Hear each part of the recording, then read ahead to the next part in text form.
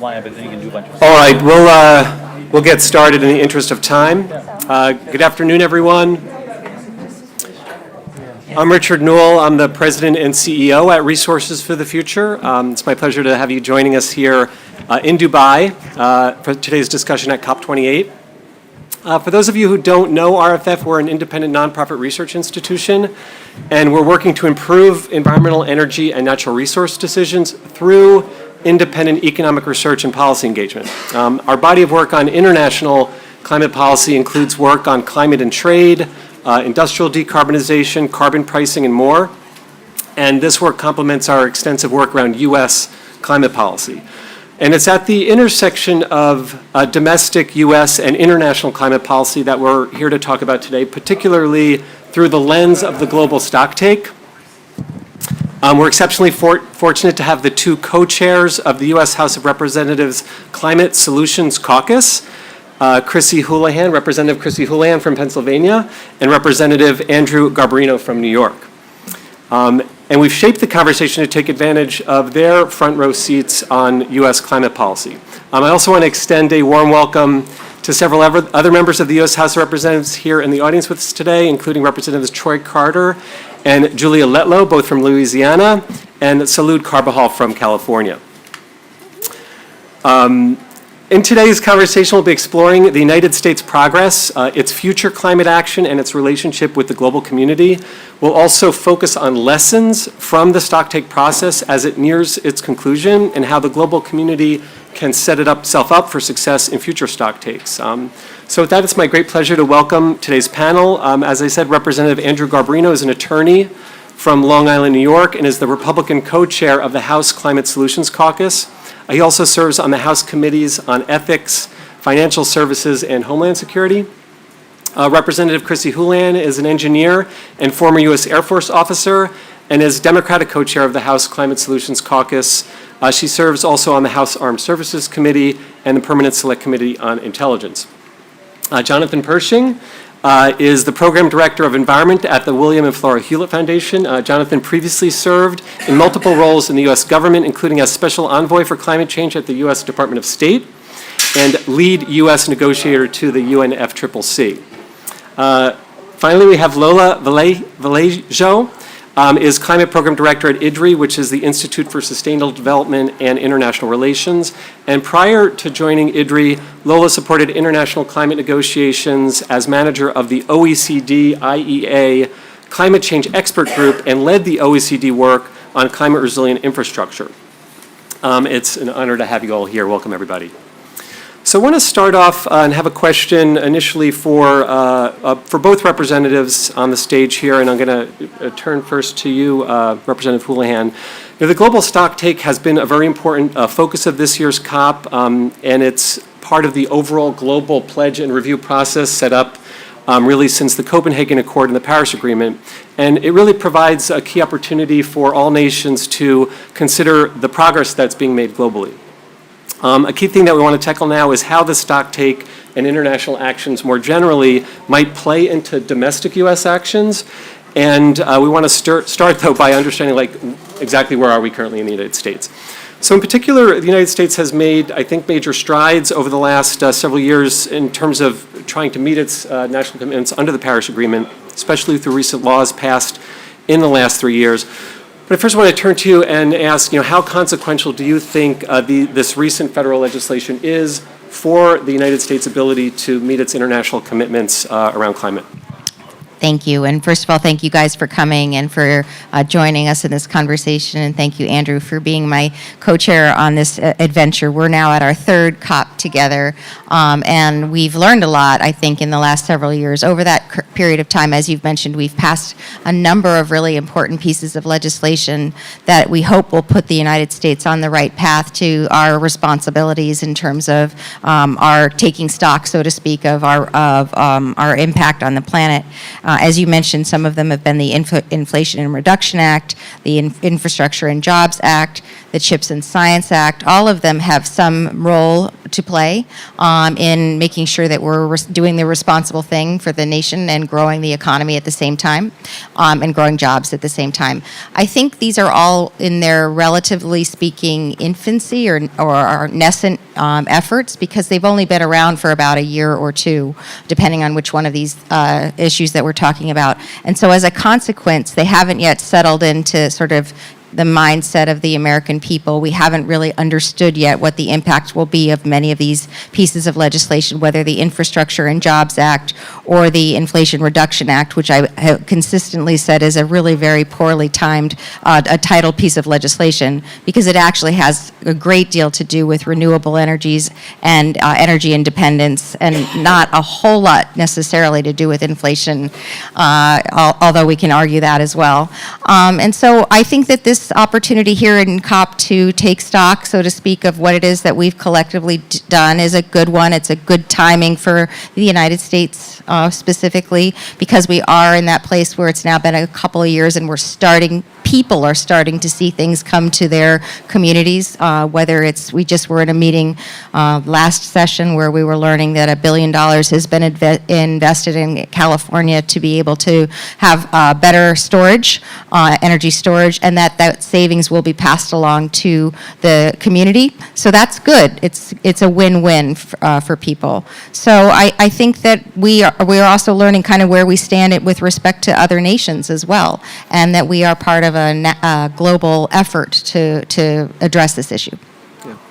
Congressman Garbarino, I don't know if you want to add anything to that in terms of the progress the United States has already made. Maybe also add to that, after you reflect on that also, you've come together with the Climate Solutions Caucus, and if you could also then reflect not just on what's been accomplished to date, but you've come together to chair this important group, and what kind of opportunities do you see for bipartisan legislation related to climate change in the future? Thank you. Also, thank you all for coming. Thank you for having me. And I will just add to what Chrissy was saying about legislation that's already been passed, and it is in its infancy.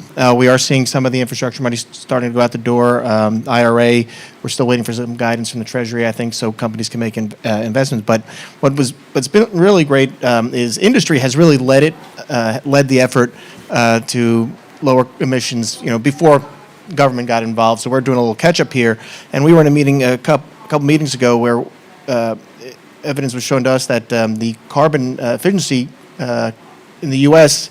in different sectors compared to other countries, we've actually we've done a really good job over the past couple of years, and I think these pieces of legislation will help us even more with that advantage compared to other nations. So it's going to be great to see what happens from some of these investments, whether through tax credits or spending money directly on infrastructure is going to happen. But as the caucus moves forward, I think something Chrissy and I have spoken ad nauseum about is where we think there's room for bipartisan support, bipartisan and bicameral support is permit reform. And it's something that we actually need to get off. We need to do it to get some of these projects that the IRA is funding, that infrastructure is funding, off the ground. I mean, you look at the infrastructure bill had permit reform in it. It changed some rules, so a lot of those projects are starting. IRA I did not, so a lot of that is now being held up. Those are being held up in the permitting stage. So changing the way permitting is done to get some of these solar and hydrogen and wind projects and nuclear projects off the ground would be, I think, is the next step for bipartisan. We had a little bit of it done in the Fiscal Responsibility Act, but that was just the first step, and I think that's probably the next thing that we need to discuss. So, Chrissy? Yeah, there's, for the international audience that hasn't followed this, I mean, this is an issue not just in the United States, but around the world, which is, now there's, quite massive incentives for clean energy infrastructure build out in the United States, and there's a question about how fast can you actually build it. So there's both a sense of urgency and financing available, but then that confronts the ability to site and permit and actually build things in a more rapid way than we've done historically. And I think the evidence is that if you want to actually do it as urgently as people do want to do it, it has to be faster than it's been in the past. And Yeah, so I don't know if you we want- have to accelerate the timelines. In some cases, permitting of one form or another takes between 6 and 10 years, and we don't have that kind of time when we're addressing this. And the incentives that we've provided as a nation to industry to get these kinds of things done, we have to also clear the path for them too.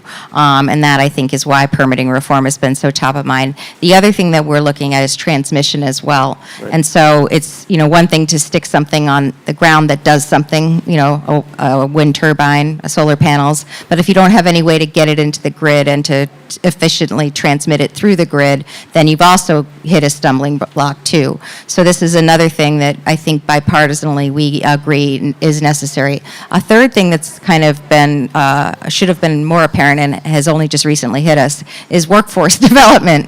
It's a really good thing to have all these resources and to have all the money and to have industry interested, but if you don't have the people that have those skills, then you aren't accomplishing things either. So that's yet another thing that we are interested in looking at. Yeah, I think you've all seen that, especially as the United States is taking a stronger orientation toward domestic manufacturing of things that historically have been imported, and so that skill base needs to not only be built fast, but in some cases rebuilt. Jonathan Pershing, I want to turn to you. So we're at the middle of the global stocktake, or maybe getting toward the end of the final part of that process. And as you reflect on what you would have coming into the COP thought what success of the stocktake looks like, maybe say a bit about what you thought success might look like, where you think we are in that. We know it's not done, and maybe kind of what your expectations for how it might end up, and what would ultimately look like success to you. So thanks very much, and I want to echo the others in appreciation for you guys getting us together and having the conversation. So really useful to do that.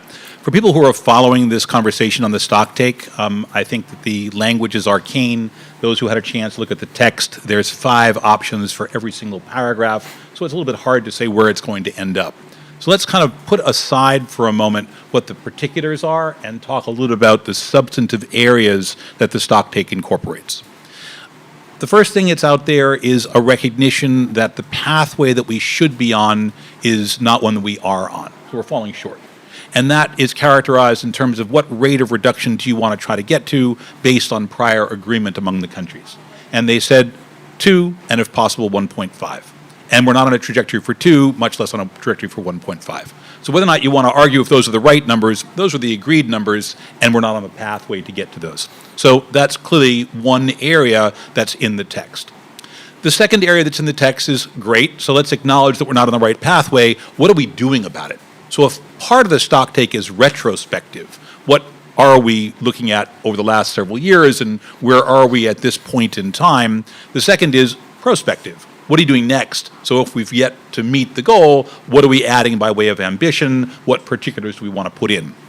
And this has been characterized not narrowly in the sense of what are we doing for emissions, but among other things, emissions and adaptation and finance and perspectives on equity and distribution. So all of that is in the mix, and the stocktake is not narrowly one or another component, it's all of the components. So now let's take a look at some of the things that people have been talking about and where they might go. So if we think we're not on the right pathway, what is the IPCC's most recent trajectory and report telling us? That tends to be one of the ways we look at the state of the science and our understanding of opportunity, of impact, and of change. Basically, it says that you have a couple of choices around the ways you can reduce emissions, but almost all of them involve pretty aggressive work in the energy sector. They involve aggressive work, and by energy, I include transportation, I include areas where energy provides access to industry, I include energy in the residential sector, so that's broad. Energy is responsible for the dominant share of global emissions, so not enough in energy. The second huge piece is land use and forestry, so we're not doing quite enough on that front either. And then there's a set of gases that are not really part of the CO2 metric, but other gases that contribute, including methane and nitrous oxides, and that's part of the mix. So the stocktake essentially acknowledges that and looks at those pieces. Energy is both hard and straightforward. On the hard side, the question is, what do you do about fossil fuel? On the more straightforward side, if you built more renewables, you probably would use less fossil fuel. The latter is moving pretty quickly. We're seeing an enormous amount of renewables. We're seeing some other pieces as well. There's a component of this conversation in which a group of countries are calling for tripling of nuclear power. That would also be a zero carbon source. That's in the mix. That's in the discussion. It's at the moment not in the language of the Stocktake. That turns out to be in language that's outside of the Stocktake, but a group of countries have gotten together to commit to that. A second area, you could do radical efficiency improvement. And so the Stocktake options include an efficiency paragraph. If renewables is proposed for a threefold increase, efficiency is proposed for a doubling, all by the year 2030, so pretty quick. A second piece that's in there, what do we do about the money? If you take a look at the way people are evaluating the obligation for how much money is required on mitigation or on adaptation, it measures in the trillions of dollars per year. And while that sounds like a really big number, at the other end, we're investing $1 trillion a year already in the energy sector, and it's about redirection as well as incremental. But it's not $1 trillion from zero. It's $1 trillion based on what we've got and where we need to go. So is that money available? The answer is sure it is. We've certainly got capital stock pools that are way larger than that. And if we think about the demand for the growth in the energy sector globally, not so much in the US, and frankly, not even that much in China, but in India, in Africa, in Southeast Asia, expectations for new investment are in the multiple trillions of dollars. So which way do you invest, not whether you'll invest? If those countries are developing, they're putting in more energy. Where does that take you? And then you've got an adaptation discussion. What does that look like? How do you think about what you do to cope with the damages we're already seeing, to cope with the damages we anticipate, to cope for those impacts that we really can't manage very well that might be either culturally or existential in terms of systems? I'm a small country. I get whacked by a hurricane. My entire economy is sunk for 10 years. How do I deal with that? That's not an adaptive capacity in the sense of I put my house on stilts or I move inland for a little bit. That's a much more existential threat. That's in the loss and damage space. All of those are in the mix. So if that's the context, what should we expect from this meeting? I would argue that what you should expect from this meeting are a few things. There will be language in all of these elements. It's not as if there's going to be one that'll be pulled out and the others won't fly. There'll be something acknowledging the failure to move adequately on emissions, acknowledging the insufficiency of financial capital, acknowledging the need for more adaptive capacity. All of those will be in.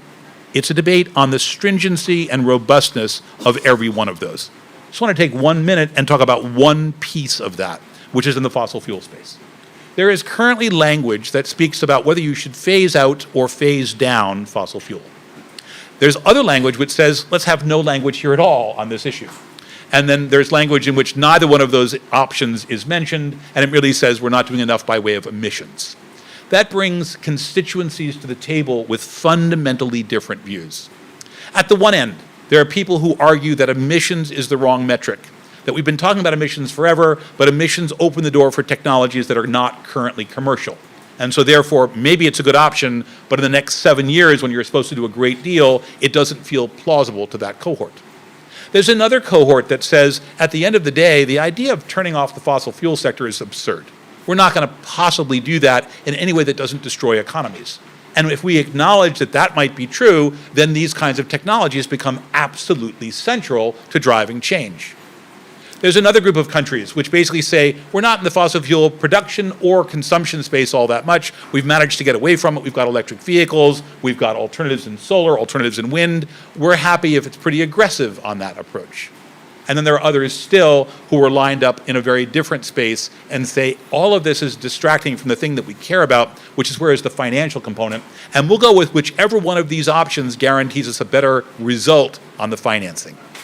This divides the community in a pretty aggressive way. And for those who follow the American Congress, if you think about Congress as a pretty good exemplar and a model, this looks a lot like the kinds of disagreements that not only do we have in the United States, but we have in virtually every country in the world, where there isn't alignment precisely on the next step. So I think we're going to get to an outcome on all of these things. I think it's going to be messy. I think no single player will feel happy with the outcome.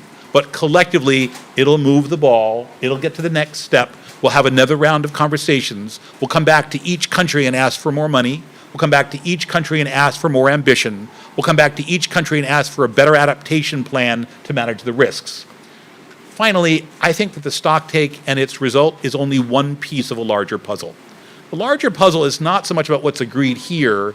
In my mind, it's about what countries do at home, what kind of investment we see from industry, what kind of financing we see in terms of new directions for technology, What kind of R&D programs drive the next agenda?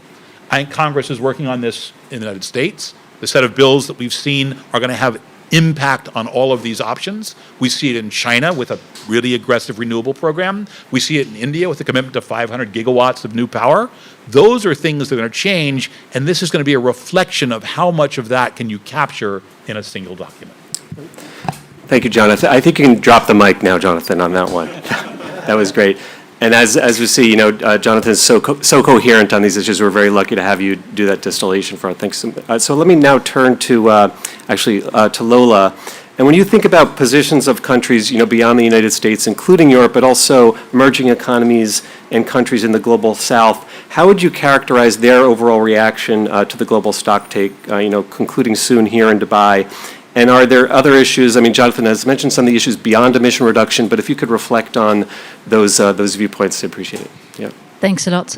Just also to add, in addition to working at IDRI, I'm also the co-chair of something called the Mitigation Work Program, which is squarely, basically, try to get to what Jonathan was hinting at earlier, which is once we have those signals and those messages in the global stocktake, how do we take conversation forward on how to reduce emissions?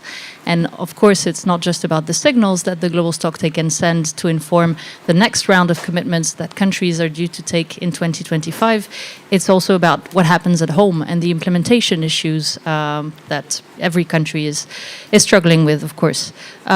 With that in mind, I would say maybe two things. The really important signal, I think that many people expect from this COP, also due to it happening in Dubai, and is clearly the signal on the future of fossil fuel. And I would say that on that, the thing that you hear a lot in those setting is the fact that for a lot of developing countries, most probably the vulnerable ones, so really small island developing states and others, it really matters to send this signal because for them it's almost an existential issue. And so in that respect, I think linking both the investment and solidarity piece as well together with the mitigation signal is really important for many countries in this space. Not everyone, of course, I acknowledge that.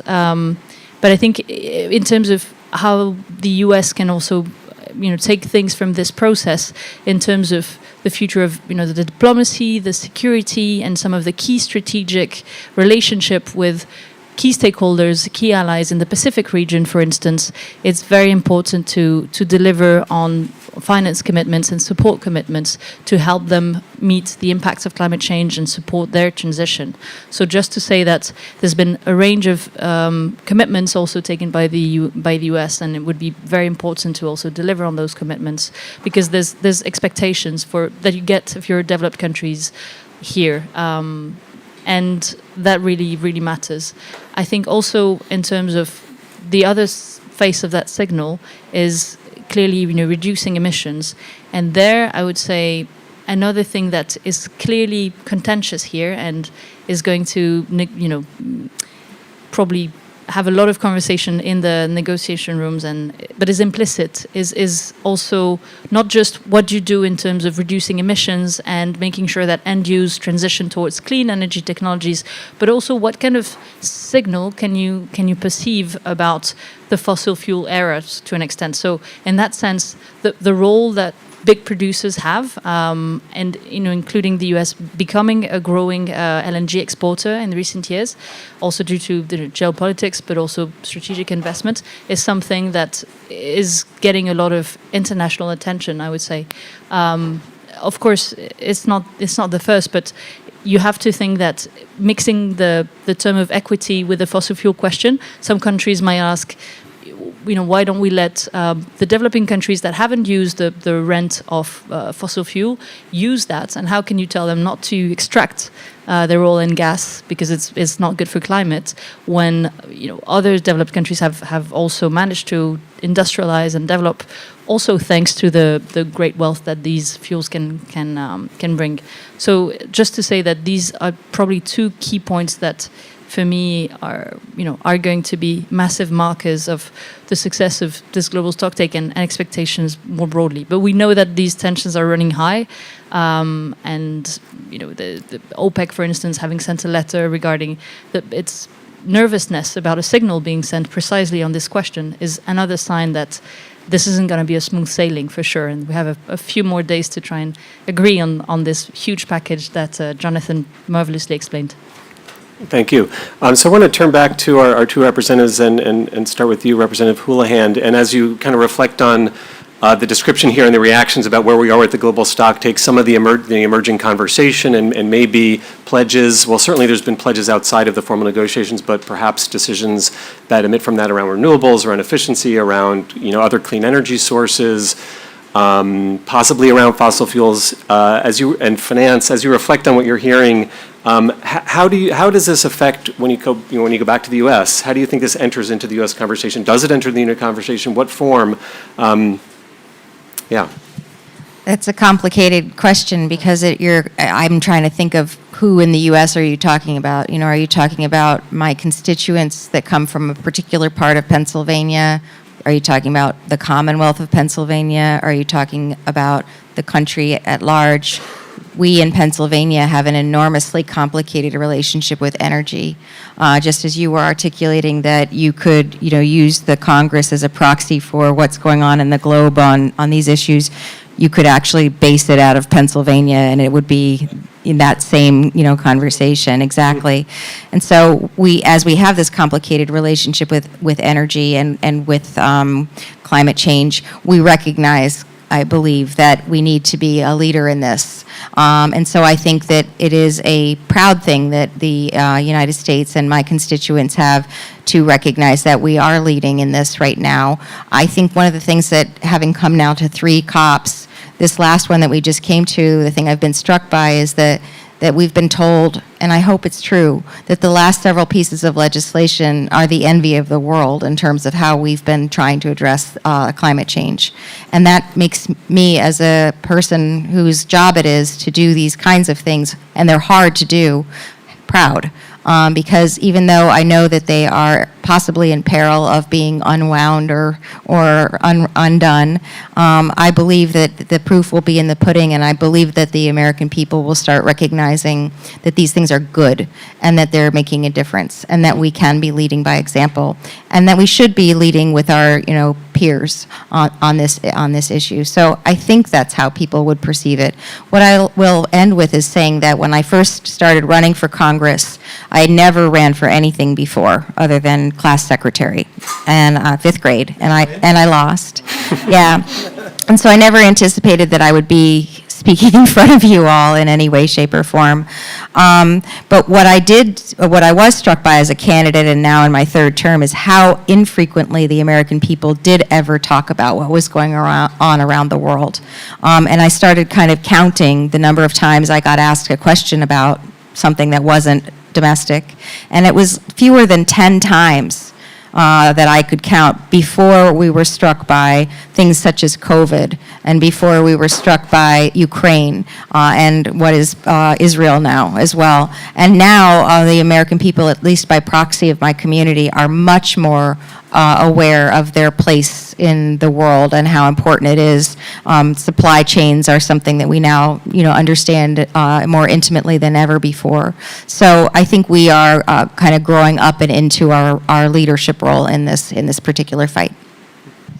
Congressman Garbarino, I don't know if you want to add to this, just react. Good, yeah. She did.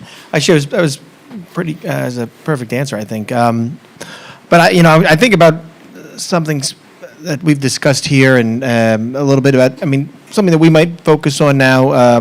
There was a methane agreement.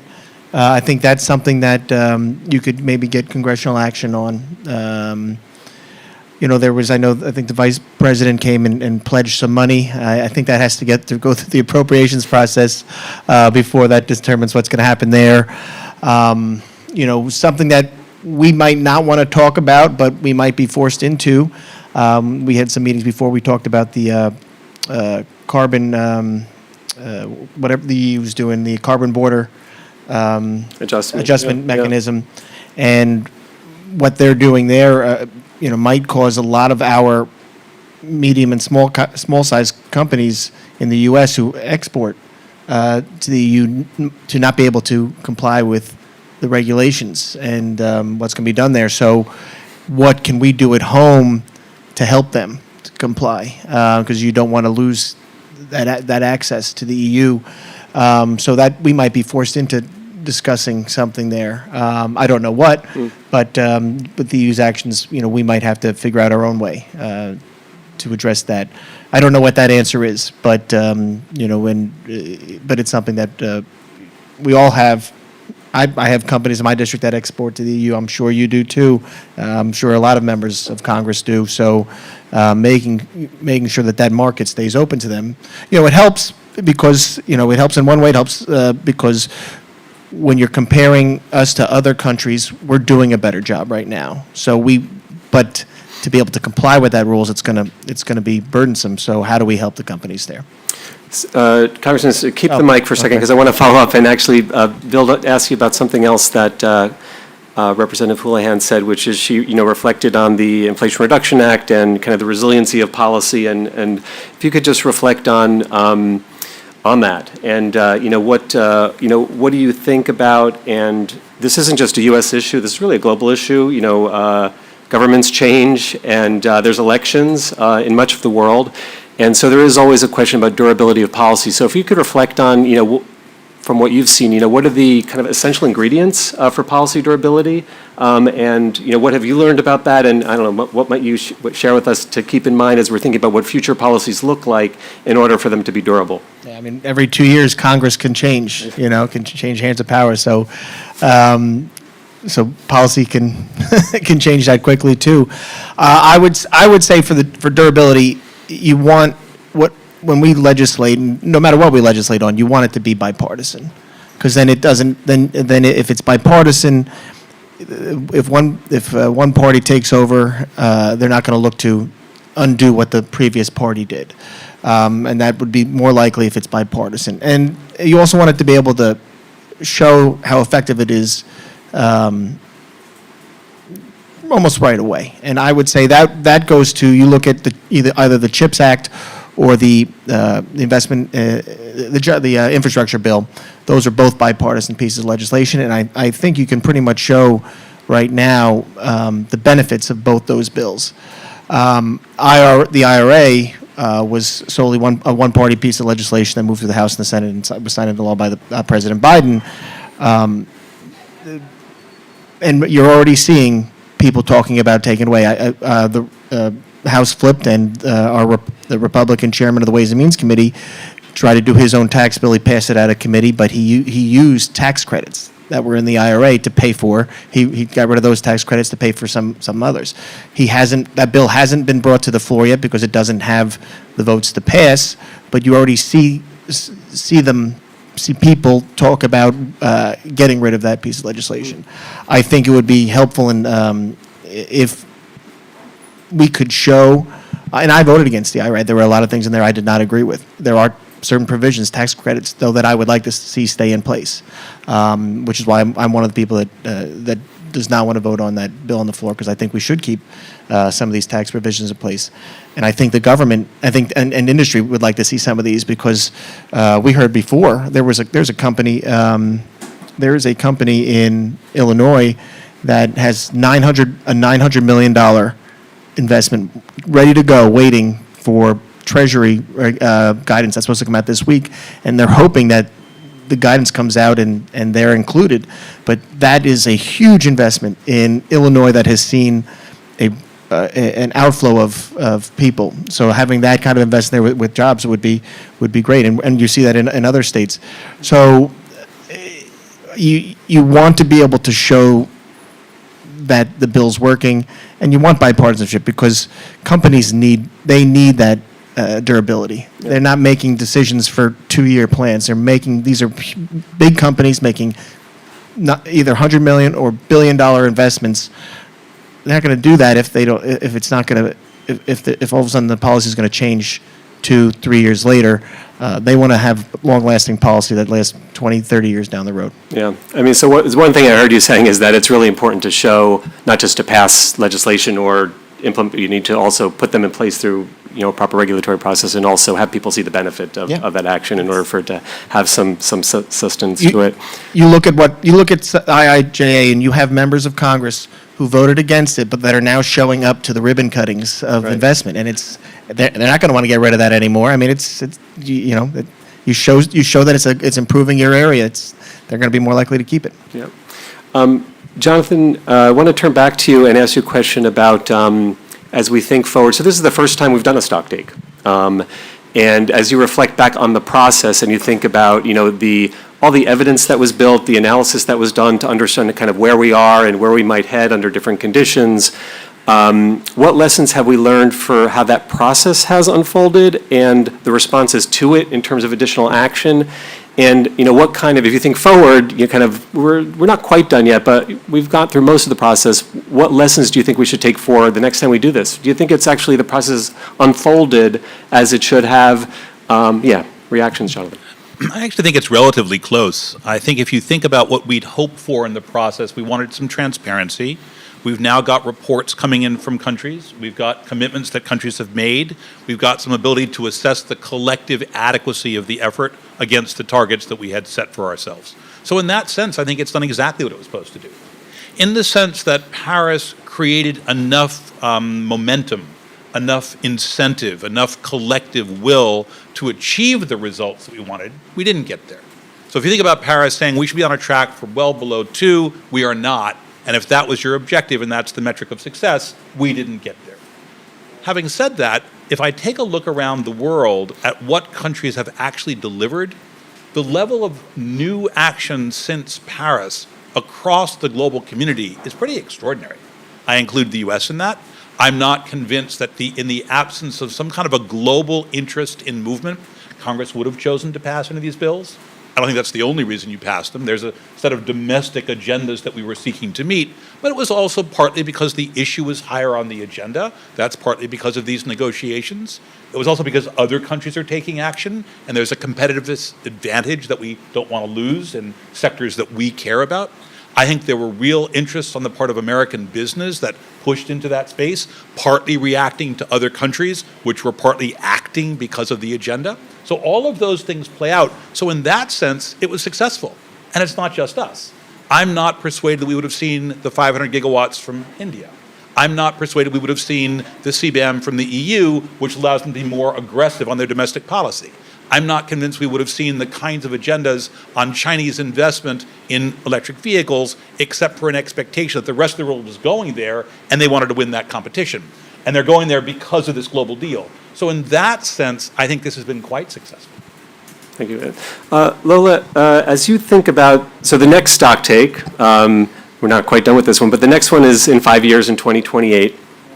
And as you think forward to that, what would be the one specific thing that you would think should be delivered in terms of climate policy implementation or climate diplomacy that would set the world up for success and that would reinforce the credibility of the Paris process? Thank you. Again, commending the US on this bipartisan legislation. I think it's incredibly important to have passed it, but also to see that this movement is happening elsewhere. And, we noted CBAM is one piece of policy, but the EU Green Deal is a much bigger set of, 12 policies effectively on all sectors of the economy. Brazil is trying to put forward its ecological transformation plan. Japan has a JX plan. China has the latest 5-year plan with also some pretty aggressive targets. So we're already seeing that shift. For me, one thing that really matters going forward is there's a risk that you need to deliver domestic benefits, but also to deliver benefits for the climate and to avoid a competition that would also be sterile and even counterproductive, even for your domestic audience. You also need a lot more dialogue and engagement internationally, because especially in sectors which are heavily traded goods like industry, you would need to have not just a reaction to some of the elements that you deem more aggressive, but also, okay, what is behind, what can we agree on in terms of standards and in terms of just, there's some simple pieces like, the standards in particular, but how do we get through the S-curve to kind of tip some sectors over globally towards the clean transformations that we need to see in all sectors. And that will require a genuine commitment from all the key, I think probably the big economies have a major role in doing that.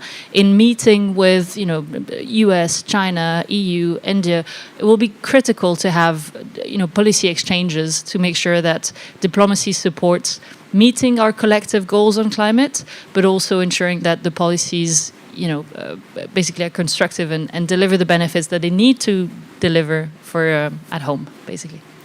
I'm going to open it up for audience questions in a moment, but Representative Houlihan, Congressman Garbarino, anything to add in terms of, as you look forward to either 2028 or, this has been called many times the decisive decade for climate decision-making. So as we think forward to 2020 and then in 2030, we'll have new national commitments in 2025, another round in 2030. So as you think between now and the end of the decade, there are things that come to mind that, that really needs to be achieved to ensure that we're on a good path with climate change?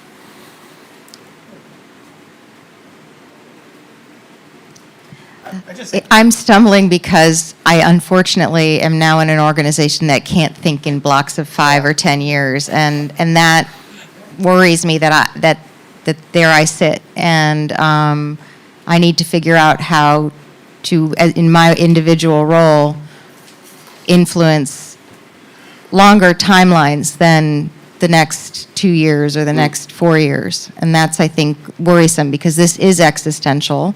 What we're sitting here and talking about, 90,000 people, my understanding is, have come here over the last couple of weeks from all over the world. It's our responsibility as a leading nation to be able to think in longer term horizons than 2 and 4 years. Yeah. I'll just add,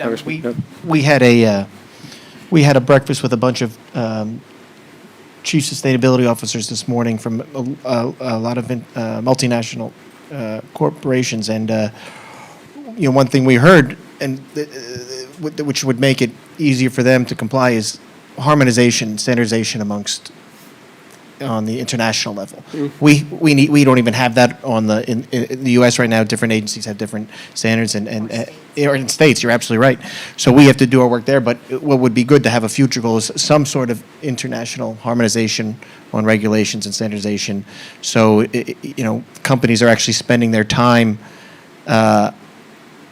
lowering emissions instead of spending half their time spending it with filing different paperwork to make sure they're complying with the different regulations. So I think that's a good goal to have. Yeah.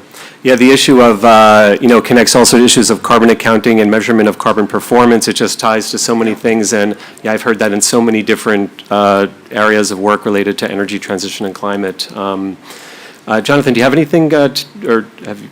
The only thing that I would add to what the two congressmen and women have said is that the play for the U.S. matters globally.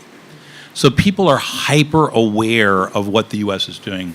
I'm always struck, if you ask an average American citizen to name any government figure from any other country, it's pretty hard.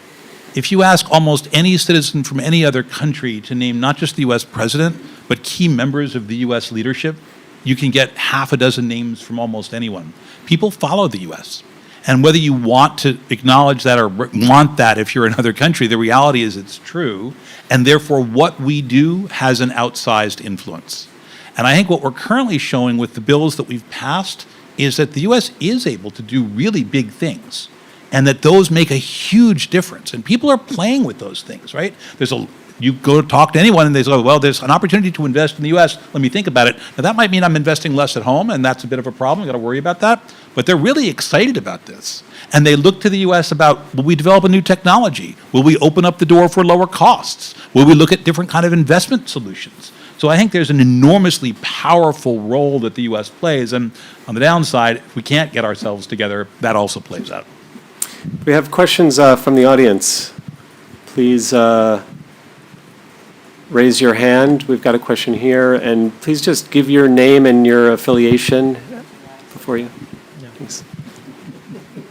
Thank you so much. This has been such an incredible and insightful panel. My name is Jacob Balentz. I work in the shipping industry, particularly in the cruise sector. And I wanted to ask a bit more about the harmonization of standards. I think that's a really important point. our business is really trying to forecast. We operate in 161 countries, including the U.S., and what's been really fascinating is seeing California kind of beat the curb in the past few months in terms of like their SB253 with Scope 3 emissions, as well as like measuring climate risk. So my question is, how do you streamline more cooperation between the state and federal levels in the U.S. to kind of harmonize those standards? I know it's very difficult, of course, when you have states that are getting more polarized around like ESG and reporting, but just wanted to pick your brain a bit more about that process. Thank you so much. That's exactly.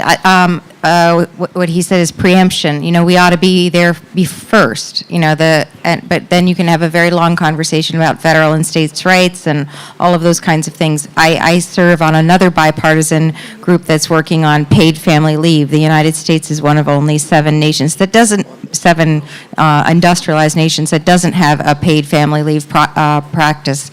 But there are now 14 states in the country that do. And if we don't move quickly, we're going to end up with 50 different versions of paid leave. And so similarly, we watch places like California, lead or, depending on your political affiliation, mess things up. And so we are in that place where we need to figure out a way to be more proactive. Artificial intelligence is another example where we are behind the curve at a federal level and certainly at a state level in the United States. So again, I don't have anything sage to say about what we can do other than it's a consistent problem no matter what we're talking about. Well, I think it was Ronald Reagan, wasn't it, that signed federal energy efficiency standards in part in response to too many different standards at the state level. So maybe there's some room for following that. Yeah. We just need to act. Other question from the audience? Yes. Hi, my name is Alan Mamoser. I'm a reporter for oilprice.com. I want to ask the Congress people, what are the chances of that $3 billion getting appropriated? Which what $3 are billion the specifically? the $3 billion. That Vice President pledged? Yes, at the vice. What are the chances of that? Are we at 50-50 or? I don't. Our appropriator who was in here, she left. She had to go take a call. So I honestly don't know. We've had a difficult time passing government funding bills right now.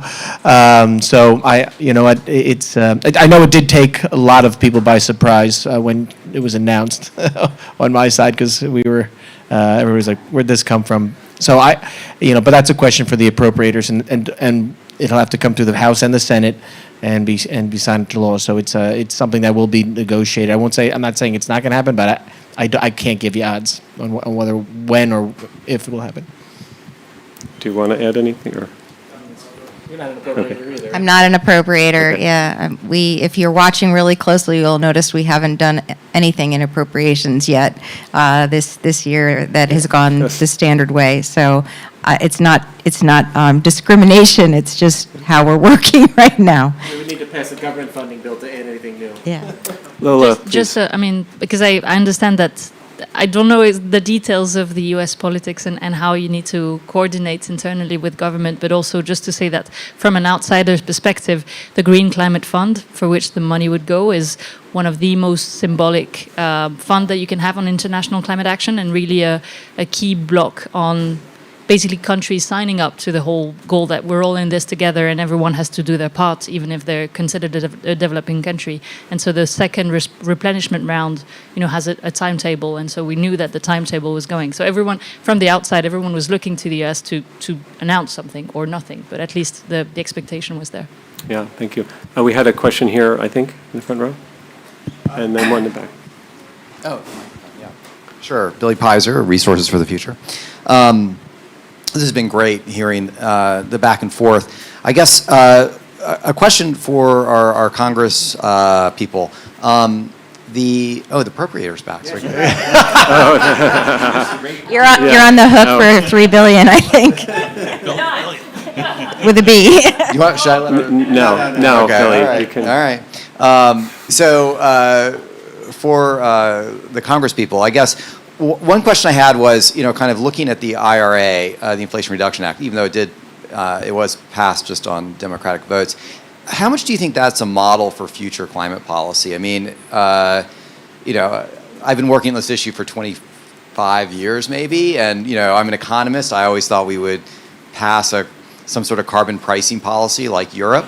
But then I see the IRA, and I think this is maybe the model that we should be thinking about. So I'm curious as to whether you think this is a model we should be thinking about for future activities, or whether it was just kind of this, one-time thing because of the, arcane nature of the situation in And Congress. Billy, just so I can understand, not the way it was passed politically, but the Not type the way it was of passed, but the type policies of that policies, were in, right? exactly. Positive financial incentives. Yeah, subsidies. In contrast to, Yeah, and importantly, it was not bipartisan in the House, but it was in the Senate. Yeah, I mean, you can't, well, I think that it was. No, that's 50. You think so? The vice president broke the tie? Oh, all right, maybe I stand corrected. Yes, I think the reason why it's an ineptly named piece of legislation is about 50% of it has to do with the climate and renewable and sustainable and energy independence, and the other 50% has stuff to do with medical expenses and a variety of other things. I do think it's going to be durable, and I do think it's going to be a model for other climate work, both for our country and also for other countries as well. I think that we've heard just today from industry, from that chief sustainability officer roundtable as an example, that the tax incentives as an example are going to be very impactful and incentivize people to change behavior and put resources in different places. And I do think that you can see, at least in the domestic markets, for things like electric school buses and things like that, that they are moving markets to electrify other vehicles as well. So I think that it is going to be one of those pieces of legislation, signature legislation, that as a novice at this, that I will be most proud of. Yeah. We have, I think it's our final question at the back here, gentleman with the blue shirt. It's been confirmed. It was 5150. I stand corrected. But I do think the tax credits, it's nice having those carrots. One thing we've seen in the U.S. is tax policy makes people change. It leads. So if somebody sees a benefit in the tax code, they're going to take it and change the way they act. So it's happened. New York State did it with housing for a while. That has since stopped, and we've seen a decline in housing being constructed. So, I mean, the federal tax code, I think, really gets people to change their behavior. So I think the tax credits were a great way to do that. Trevor Sutton, I Center just for had American... one more point before he goes on. Sure. I am struck in this by the bipartisan nature of some of the pieces. Republicans and Democrats historically have been able to agree on certain elements of the tax code for renewables. They have agreed over time on certain elements for the expansion of electric vehicles and batteries. Those things have bipartisan history, even if this particular form of the legislation didn't. Yep, true. Okay, yes. Sorry, Trevor Sutton, Center for American Progress. Based on conversations I've had so far in COP, a lot of developing countries are looking at the historic investments that the United States and Europe are making, and while they're appreciative of the climate ambition they represent, they're also very concerned about being left behind as large economies can marshal immense resources and also set regulatory standards. And I guess my question is, what responsibility do leading countries like the United States and those in Europe have to ensure that developing countries can thrive in a world defined by green industrial policy and high-burden regulatory standards like the CBAM? And particularly, what role can the United States play? I'd Anybody on the actually panel love wanna- to hear from Lola on kind of your perspective on that, because I'd like to learn.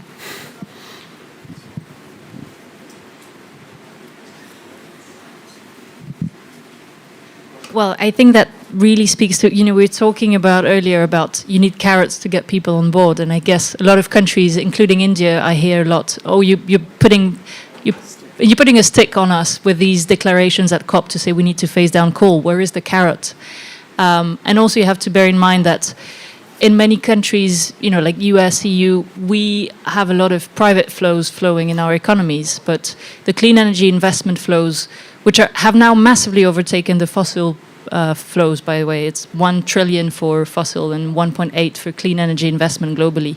The problem is this 1.8 trillion is at 90% going to advanced economies in China. So a lot of developing countries are saying we're kind of falling by the wayside, and we, like, our economies are not strong enough to rival with packages like IRA or, you know, whatever incentives the EU can come up with, and we're going to be left behind. So this question of and it's not to point fingers at anyone, because you need those to kind of sell policy at home, but you also have to think not only in terms of fairness, but in terms of effectiveness and avoiding developing countries to have the carbon-intensive development pathways that we've had, but how can we also support them to have the low-carbon development pathways that you need for them to, you know, get out of extreme poverty and also not crack the climate bomb, basically. We're going to have to leave it at that. I just want to let everybody know the event's been recorded. It'll be posted on the RFF website later this week or early next week, in the next few days. It's, I believe, will be posted soon on the AIDA YouTube page. And really, I just want to thank our incredible panel for a really stimulating conversation. Thank you so much.